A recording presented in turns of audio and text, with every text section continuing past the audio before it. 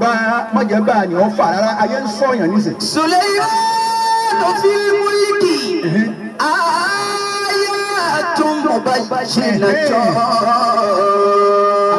Alájẹ́ àgbà lọ́kọ̀ wa ń gé mọ́tò ajẹ́ wọn ó lè mi pé àdéhùn tiẹ̀ mọ́ kí wọ́n fi àwọn sẹ̀sìn lọ́wọ́ láyé lónìí.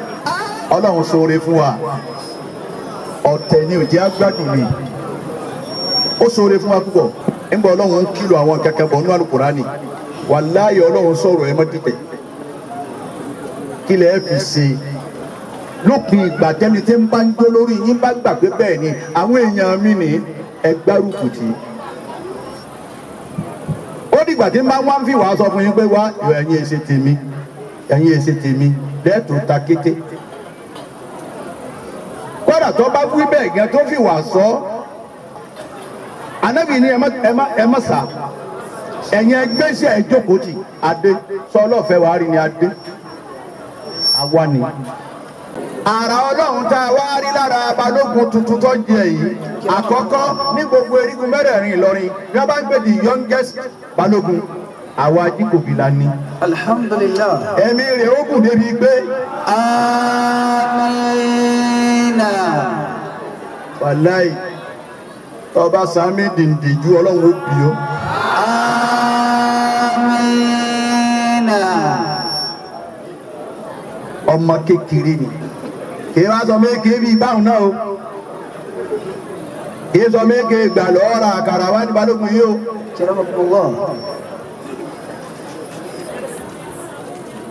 Àmọ́ ń lo balógun títí jẹ ní ọmọ èké Ọlọ́run fi ń sọ fún wa pé ẹ̀mí rẹ̀ ó kù. Amina. Àrà tí ò tún wá ṣẹlẹ̀ lára gbogbo balógun títí jẹ́ lé balógun Ajíkòbí ó ṣẹlẹ̀ lára balógun ẹlẹ́ẹ̀kẹta láta torí ẹ̀ jókòó tá à ń dúpẹ́ yìí. Àwọn balógun títí máa jẹ ìwọ kú lóko máa bọ̀ ńlé lágbájá ìwọ kọrí oko ìwọ kú olóko máa bọ̀ ńlé. Ó dẹ́rí balógun tó ní ọba Ìlọrin dọ̀kú promotion balógun ẹlẹ́ẹ̀kẹta l'Ajíkòbí máa ṣe lé sí máa soko. Sulaymanu fil mulki ayatun mubayyinatun.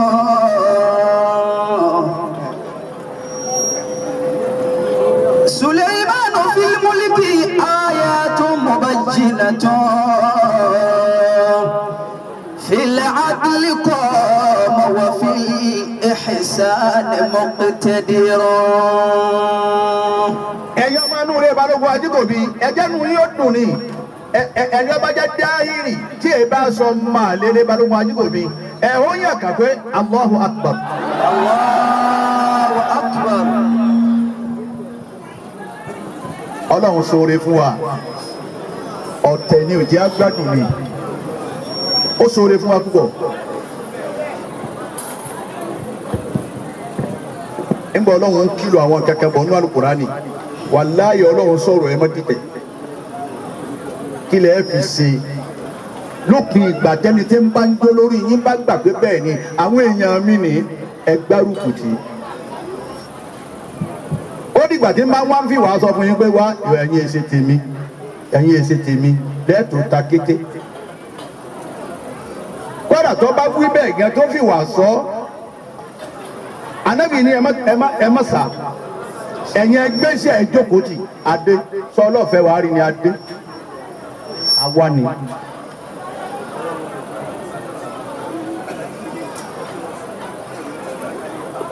Bàbá balógun ẹlẹ́ẹ̀kẹtàlá gbogbo wa lámàgbé balógun ọ̀pọ̀lọpọ̀ wa ní sí balógun Káyọ̀dé làwọn ń pè balógun Káyọ̀dé ó ti á di bàbá. Mo wọlé lẹ́ẹ̀kan ọmọ kúnlẹ̀ mọ̀ ni.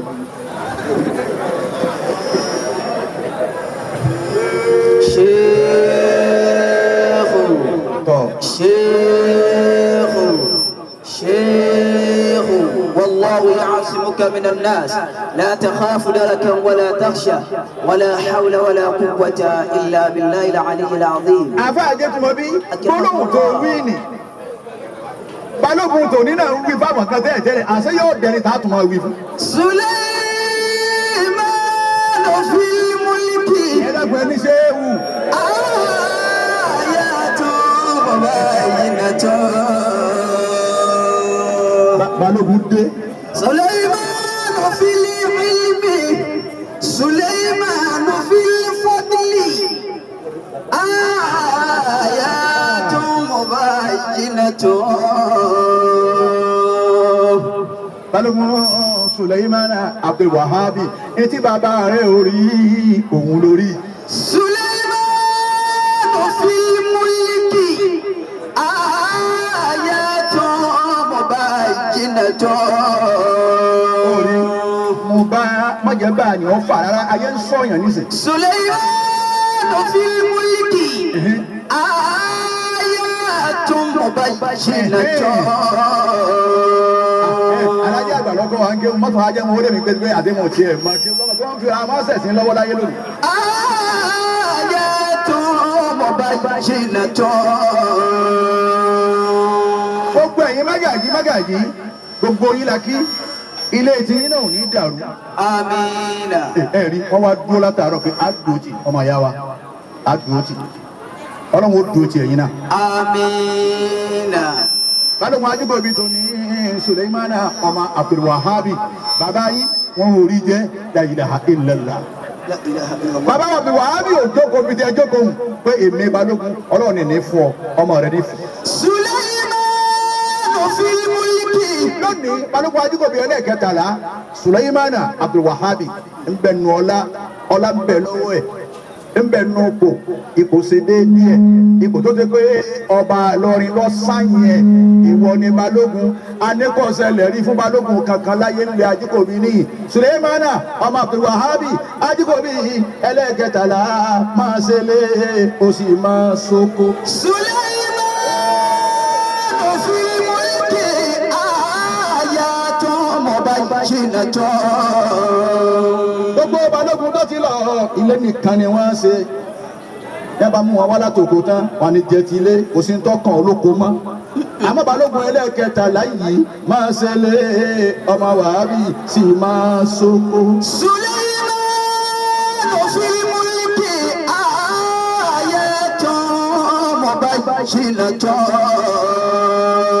balógun ajíkòbí tòní tuntun ọlọ́wọ́n ọba tí máa dára máa pàṣẹ nílé sì máa pàṣẹ tóko.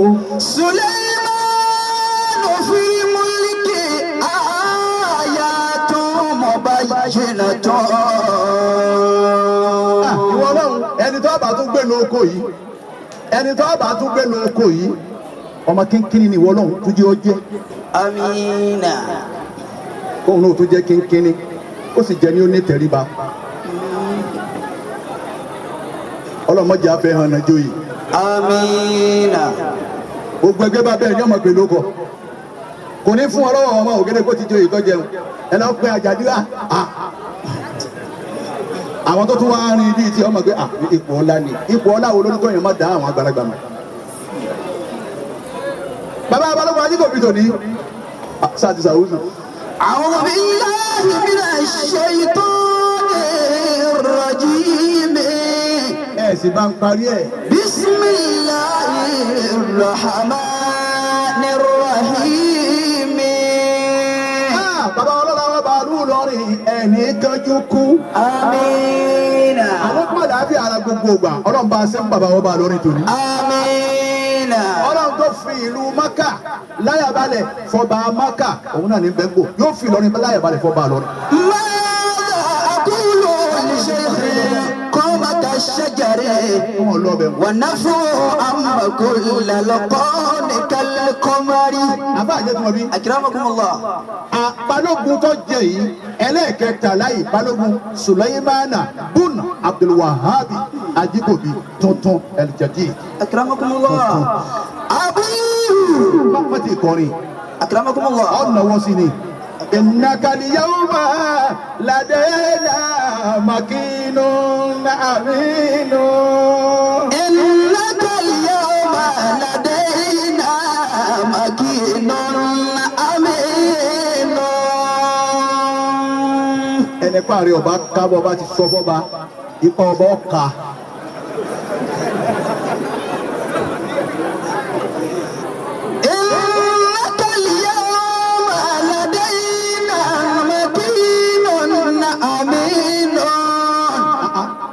èmi lọ́kàn ni wọ́n fún lóyè ọtọ́sẹ̀mí náà kò lè rí jẹ. إنك اليوم لدينا مكين أمين. bàbá balógun ajíkòbí tó ní ẹlẹ́ẹ̀kẹtàlá tí ń bẹ wájú yìí anabi yusufu عليه الصلاة والسلام. lórí ìyálà ya wàhálà àwọn ará àtàkọ́ rárá àwọn ọ̀nà ilé ẹni orí bàbá fìtínà yusufu aleyhi salatu wa salam الصلاة والسلام. tòun ti bẹ́ẹ̀ ọkọ̀ ń ka wọn ni balùwẹ̀ ajíkòbí tó ní gbogbo àṣàkùṣàkù tọ́bákùnú lè wá ní ọkọ̀ ń ka wọn yìí sọkùnrin ìṣobìnrin. إنك اليوم لدينا مكين أمين. bó ti jẹ́ yìí ẹ̀bẹ̀nu lè wá ní ẹ̀bẹ̀nu lè wá ní ọlọ́run nìkan ní dá wọn mà yọmọ kí gíní òun náà ní pẹ́ kú òun ni ó sì yí. إنك اليوم لدينا مكين أمين. Kùránù kí ẹ̀ sì ké. إنك اليوم لدينا مكين أمين. lọ́wọ́ ajú balógun máa wá wojú ẹ̀ báyìí kò kí àyà nìkan wá padà wáyìí. أكرمكم الله. ẹ̀ dáná. إنك اليوم لدينا مكين أمين. إنك اليوم لدينا مكين أمين. tún kẹ̀kẹ́ sí kọ́ ọmọ wẹ̀yìn ojú ẹ̀. إنك اليوم لدينا مكين أمين. ẹ̀yin tẹ́ kẹ́ Kùránù ẹ̀ sì ké. إنك اليوم لدينا مكين أمين. dókítọ̀ nígbà Yusufu torí wàhálà tán tó ṣe gbogbo ẹ̀ tán afẹ́lẹ́gẹ́ nígbà Yusufu tó dérí gbogbo ẹ̀ tán sẹ́yìn tó kọ́kọ́ wí ni pé ìwọ bàbá mi inni ra'aytu ahada ashara kawkaban wa shamsa wal qamara ra'aytuhum li sajidina bàbá rẹ̀ wá ní ya bunayya la taksisi ru'yaka ala ikhwatika fayakidu laka kaydan nítorí má sọ fáwọn bàkan rẹ o fayakidu laka kaydan wọ́n dẹ̀tẹ̀ pẹ̀lú rẹ̀ ètè náà lẹ́ ń dání ọ̀tán wúlé dòní.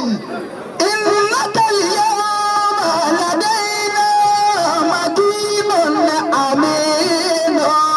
nígbà Yusufu wá débẹ̀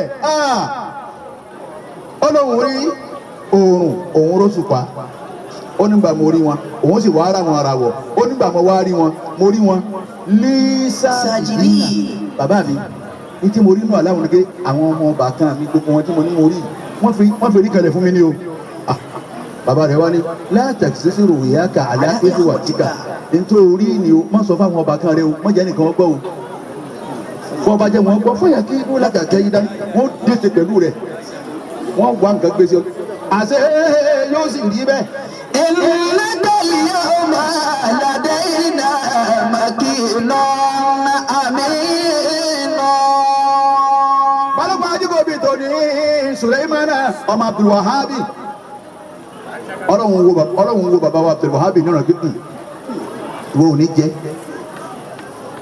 o ò ní tọ́ o àmọ́ màá rí ó dìbẹ̀. لا إله إلا الله. ẹ bá jẹ́ wọ́n á ń tò nísìn gbogbo ntọ́ bá jáde ń bàrà àdì balógun tò níyìn náà nísìn ó ti sáàbù kọjá balógun. ما شاء الله. bẹ́ẹ̀ lọ kóòtù sánmà alákọ̀ọ́kọ́ yóò win yóò kí bàbá mi jẹ yóò bá tó wá sọ̀tàn yóò ní kọ́lá Buhari ló ṣe wá sí. لا إله إلا الله. إنك اليوم لدينا مكين أمين. àní wíbẹ̀ gẹ́ gbogbo wọ́n ṣe wá ń jà ń bẹ̀ báyìí ọ̀tẹ́ ṣe kò sílẹ̀ ọ̀dá tí èso tẹ̀. ìgbóná jura wọn lọ ni ẹ má wulẹ̀ sọ tiwa o tí mo bí tó gbóná ju tiwa lọ ṣe tiwa ìwà gbóná ni. tiwa tún kò sí gangan ẹnu ká kàn án jùmọ̀ra wa ká búra wa ká kó bàtà ńlẹ̀ ká mọ̀ pẹ̀lú ara wa yìí. bẹ́ẹ̀ bá délé ọlá mi tí wọ́n bàt àmọ́ tilẹ̀ wa ní àlèmọ́rún mú nígbà ní kí wọn ní dàmú yìí lè ṣe fásán wọn ẹni tí wọ́n lè ṣe fásán wọn tó bá yẹn jọba ń pé gbogbo wọn 20,000 ẹnì kọ̀ọ̀kan tó bá wá kí bàbá balógun. àwa náà wá o àwọn òbónú sì ṣe sáwọn ọ̀lẹ̀tẹ̀nu àbẹ́lẹ́bí. إنك اليوم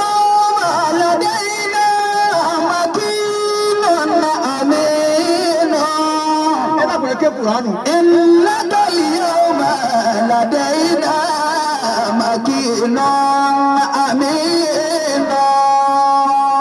Gbogbo balógun tó ti lọ Ọlọ́run bá wa kẹ́ gbogbo wọn yáyá pátá. Amina. Ẹ̀yin wọn ní dùn yìí. Alhamdulillah. Àwọn náà bẹ lọ́hùn pàjọ ṣe pé ẹ máa jẹ ẹ máa kú ẹ máa jẹ ẹ máa kú èyí tẹ̀mí rẹ̀ ó kùn ní gbogbo yín kẹ́ ẹ máa jẹ ha ẹbí eléyìí ó kùn ẹ rí ni. innaka al-yawma ladayna makinun amin. Nígbà Yúsúfù dépò ọ̀la tán kí n tó tú ìtàn wí ni wọ́n nígbà tó débẹ̀ tán wọ́n rọ̀ fún àbàwẹ́yì alàlẹ́ àbùsì. Harun sujadan wakala ya abati hadha ta'wilu ru'yaya min qablu qad ja'ala rabbi haqqan ọwọ oni bàbá mi hadha ta'wilu ru'yaya min qablu alati mo tún fún yín jọ́sí ńlọ́sẹ̀lẹ̀ yìí torí bàbá rẹ̀ náà sọ̀kalẹ̀ lórí ọdún wọ́n wúlẹ̀ fún mi mo rí ìràwọ̀ mo róòrùn mo róṣùpá gbogbo ẹ̀ lọ́wọ́ ṣẹ ntí wọ́n ní òní ṣẹ ọwọ́ àpadà ṣẹ wọ́n bá òfin. Yusuf wa ni ya abati bàbá mi bàbá Yakubu ni gbé o bàbá mi haza ta'wilu aláàmì tí mo lájọ́ sí kẹ́ẹ̀ ní kí n má sọ fáwọn ọba kan mi ńlọ́sẹ̀ yìí la ilaha ó ní bàbá mi qad ja'alaha rabbi haqqan. Múlíkì Suleiman Abdul Wahabi ọlọ́run ti fún ọ lọ́la.